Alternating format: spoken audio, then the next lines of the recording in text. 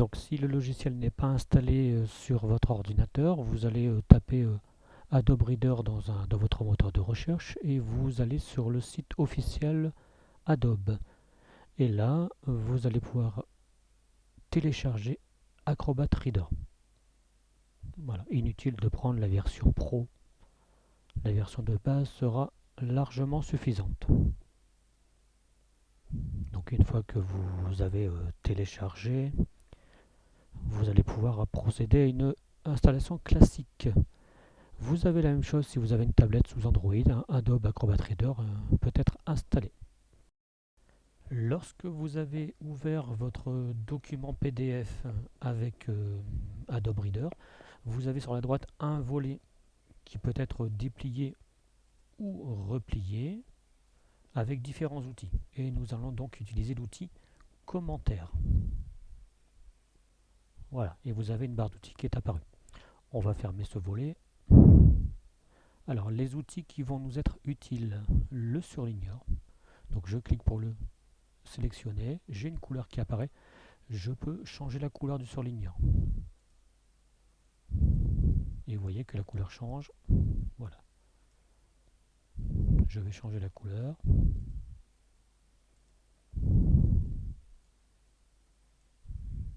Vous pouvez également souligner le texte. Je sélectionne en cliquant. Je sélectionne. Je peux également, je sélectionne toujours, même chose, changer la couleur. Vous pouvez barrer du texte, même chose, on sélectionne l'outil, on peut changer la couleur.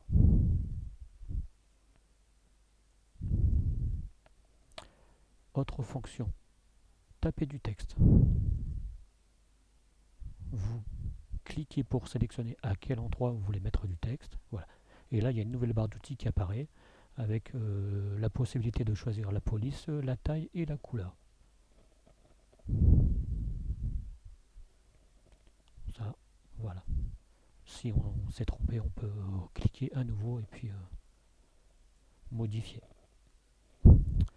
Vous avez également le crayon. Là, il est apparu en rouge parce qu'on peut aussi, en cliquant sur les 3 points, on peut changer la couleur.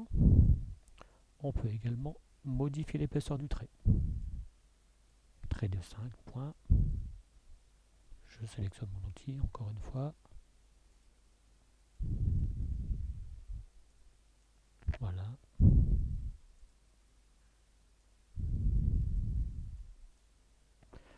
Vous avez la gomme, mais on ne s'en servira pas vraiment. On peut ajouter un tampon, ça peut être intéressant aussi. Surtout le tampon par exemple croix lorsqu'on a un tableau à remplir. Vous avez la possibilité aussi de tracer des lignes. Voilà. Alors attention lorsqu'on travaille sur une ligne, comme pour les formes qui sont là, on a la possibilité donc évidemment de changer les couleurs, mais vous voyez qu'on a remplissage et bordure. Donc parfois là je vais sélectionner jaune et c'est toujours du rouge qui apparaît. Donc évidemment bien travailler sur la bordure et sur le remplissage. Même chose pour les formes.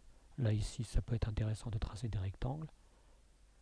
Voilà, là donc j'ai aussi le remplissage et la bordure. Voilà. Maintenant, on va voir un petit peu les outils qui vont être utiles à travers plusieurs exercices. J'ai en premier une transposition. Donc je vais utiliser l'outil texte, ajouter un commentaire texte. Donc je clique à l'endroit où je veux ajouter du texte. Voilà, ma barre d'outils est apparue, je l'ai sur 12. Voilà, donc à chaque fois.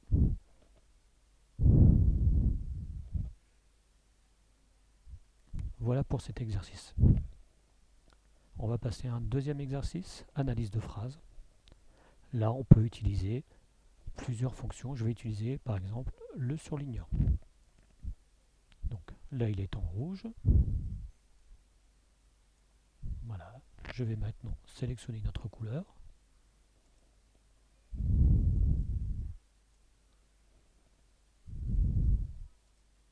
Selon le code couleur qui est en vigueur dans la classe.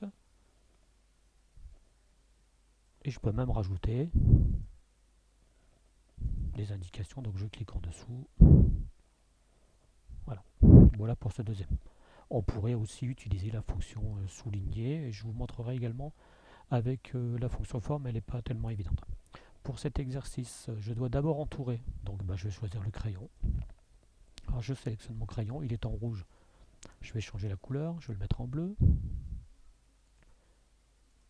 Et je vais voir l'épaisseur de la ligne. Là on est à 1. Alors c'est peut-être pas assez. Donc je vais choisir une épaisseur, donc je sélectionne mon outil encore une fois. Je vais sélectionner 3. Voilà. Donc pour entourer au crayon. Et là ici, donc pour compléter, je vais prendre l'outil texte. Je sélectionne texte, je clique, voilà, et je vais pouvoir répondre. Voilà pour cet exercice. Là ici un autre exercice classique. Voilà, je vais sélectionner, je clique texte.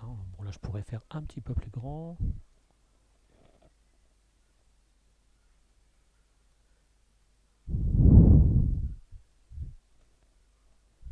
Voilà. Et j'ai maintenant un tableau à remplir. Donc je vais utiliser la fonction du tampon. Je vais utiliser la croix. Voilà. Allez, je mets une croix. Alors, vous voyez que à chaque fois, je vais devoir revenir. Donc on peut, là j'ai sélectionné l'outil croix. Je vais ajouter le tampon actif aux favoris. Donc ça veut dire que lorsque je vais revenir sur tampon, la croix est directement là.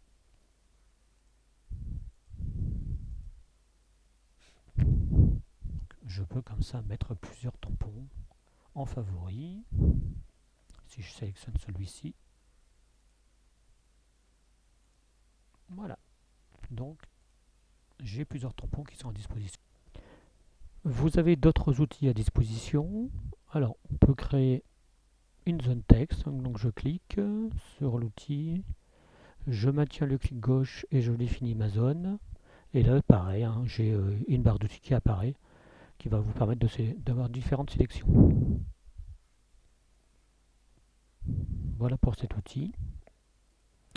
Vous avez également la ligne qui pourrait nous servir ici. Donc je sélectionne la ligne et là je vais aller voir pour les couleurs. Alors attention, là vous pouvez modifier l'épaisseur de la ligne, donc plus ou moins une ligne plus ou moins grosse. Là il faut faire attention, c'est au niveau de la couleur, car vous avez remplissage et bordure. La couleur que vous allez voir apparaître, c'est la couleur de bordure. Donc sélectionnez bien bordure. Là j'ai cliqué sur bordure, j'ai du rouge. Alors je maintiens ma touche majuscule pour faire un trait droit.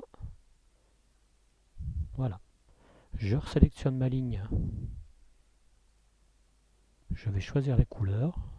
Et attention parce que je reviens par défaut sur remplissage, donc je retourne sur bordure. Je sélectionne une autre couleur.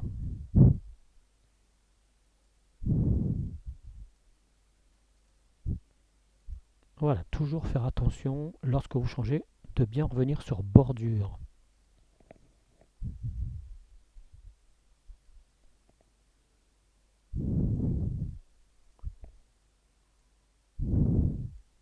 Voilà.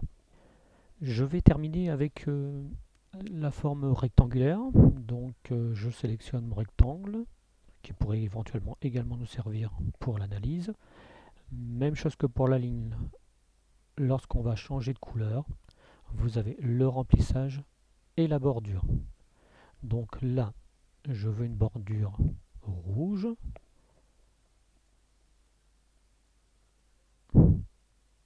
Le problème, c'est que j'ai un fond qui est jaune.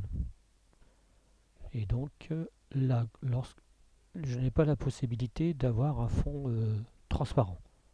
Alors, je vais faire un clic droit sur le rectangle et je vais aller dans Propriétés. Couleur de fond, je vais choisir aucune couleur. Et moi, je veux maintenant que tous mes rectangles n'aient pas de couleur de fond, donc je vais mettre cet état par défaut. Donc je clique sur D par défaut. Et je clique sur OK. Voilà. Maintenant, je vais continuer mes rectangles. Donc je vais changer de couleur. J'en choisis rectangle. Changer de couleur. Comme pour la ligne, attention, par défaut, on vient sur remplissage. Donc on va sur bordure.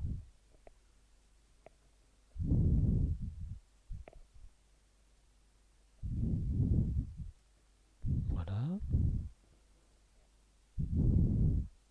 Donc je vais sur bordure, vert.